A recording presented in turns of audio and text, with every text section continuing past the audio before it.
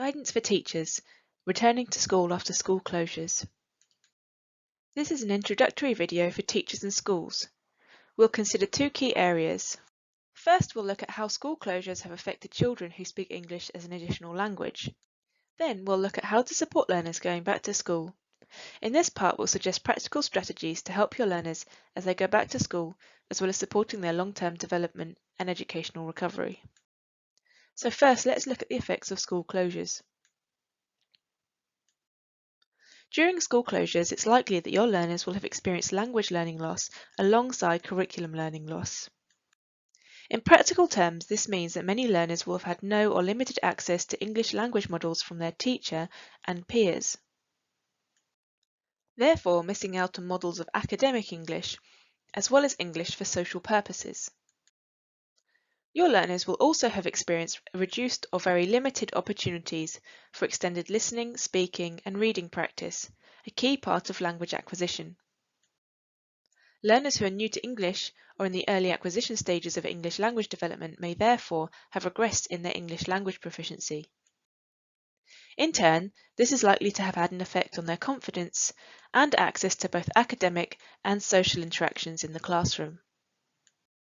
So, let's have a look at how you can support learners settle back into school and what can be done in terms of ongoing educational recovery. It's important to ensure that language learning is supported alongside curriculum development. This is generally good practice, but particularly important now due to any language learning loss learners may have experienced due to homeschooling. So, how can this be done? First, we'll consider adaptive teaching. You may want to use adaptive teaching strategies which can support learners with the language needed to access a curriculum while still maintaining high expectations. Let's look at some examples. One example of adaptive teaching strategy is pre-teaching key language. To do this, select key language that learners will need to use during a lesson and give them a word list or worksheet to complete in advance. This can help them access lesson content more effectively. You may also want to use graphic organisers, such as Venn diagrams or flowcharts. These can help learners to engage with lesson content in a less text-heavy way, whilst also engaging and developing cognitive and higher-order thinking skills. You may also want to use substitution tables. These are tables which contain the language that learners need to talk or write about curriculum content. Learners select one word or phrase from each column in a table to create a sentence.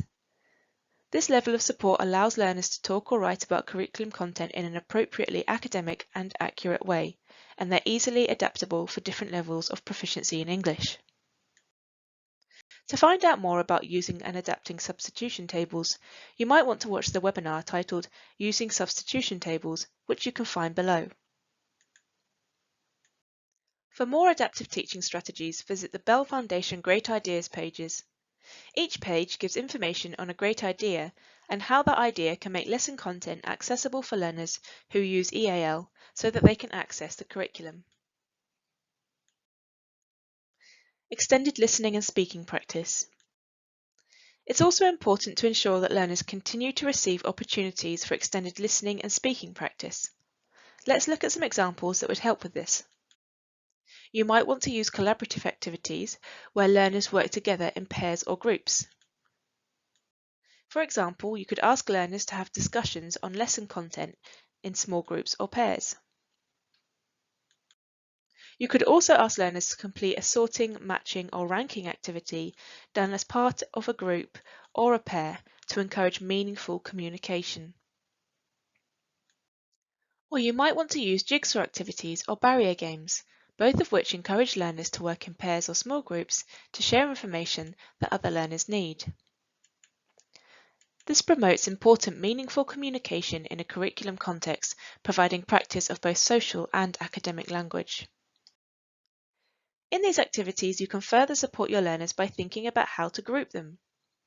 For example, if you have a learner who is new to English and there is another learner in the class with a shared first language but who is more confident in the classroom, you may want to pair them up. You could also pair learners who are in the early stages of English language acquisition with more proficient learners, as they can provide a good model of English. The Bell Foundation has compiled a list of resources which provide exposure to extended reading, listening, and where possible, speaking practice. Some resources are curriculum focused, whereas others are language focused. This list has been updated in light of learners going back to school, and the resources are suitable for both use in class and for home learning.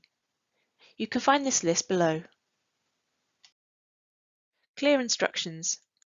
To ensure that your learners can follow your instructions, you may want to consider how you can make these as clear as possible. This may be particularly important for those learners who are new to English or at the early acquisition stage. To help with clarity of instructions, you can 1. Use visuals. For example, if you want learners to work in pairs, you may want to have a picture to indicate pair work. 2. Grade your language. This involves making sure the language used to give the instructions is clear and comprehensible for the learners that you're talking to. 3. Use gestures to make it clear what you want learners to do. For example, you may need to point at a worksheet or perhaps motion for learners to work in pairs. 4. Break down the instructions so that you ask learners to do one thing at a time, especially if an instruction has several stages. 5. Lastly, you may want to check instructions, particularly those which are long and have several stages. Be careful when you do this to make sure the language used to check the instructions is accessible for that learner. Using yes, no or closed answer questions can help with this. To find out more about this, you might want to watch the video below titled Giving Instructions. Formative assessment. You may want to carry out formative assessment of your learners to help you understand their proficiency in English alongside their curriculum progress. This can help to inform language learning targets, which can inform relevant class support and adaptive teaching strategies. For more information on this, you may want to watch the Bell Foundation webinar titled Closing the Gap Using Formative Assessment to Help EAL Learners Catch Up. Continued home learning. Continued home learning alongside classroom learning will play an important role in the educational recovery of learners and give them a better chance of making progress in both the curriculum and their English language development. It's important then that expectations around continued home learning are communicated to parents so they're aware of what work their children may need to do at home. Parents can help with home learning in whatever language or languages are at their disposal. Supporting learners in their home language or languages can promote curriculum learning whilst also valuing cultural diversity and building on the learner's linguistic repertoire. To help communication with parents during this time, the Bell Foundation has released video and written guidance to support parents, which you can find on the Home Learning Guidance and Resources page. Lastly, let's look at some useful Bell Foundation resources. The Bell Foundation offers a range of practical teaching resources based on the curriculum, which can be used to help learners who use EAL access lesson content. To find these resources, go to the Bell Foundation website, then select EAL Programme at the top of the page, and then go to Resources. The Bell Foundation also runs online courses and regular webinars. To sign up to online courses and view upcoming webinars as well as view recordings of previous webinars, go to EAL Programme and then Training. If you would like to find out about Bell Foundation updates including upcoming events, new resources, research, articles, blogs, and guidance, you can sign up to the Bell Foundation mailing list. To do this, go to the Bell Foundation website, then go to About Us at the top and select Contact Us. Thank you for watching and for your continued work in supporting your learners.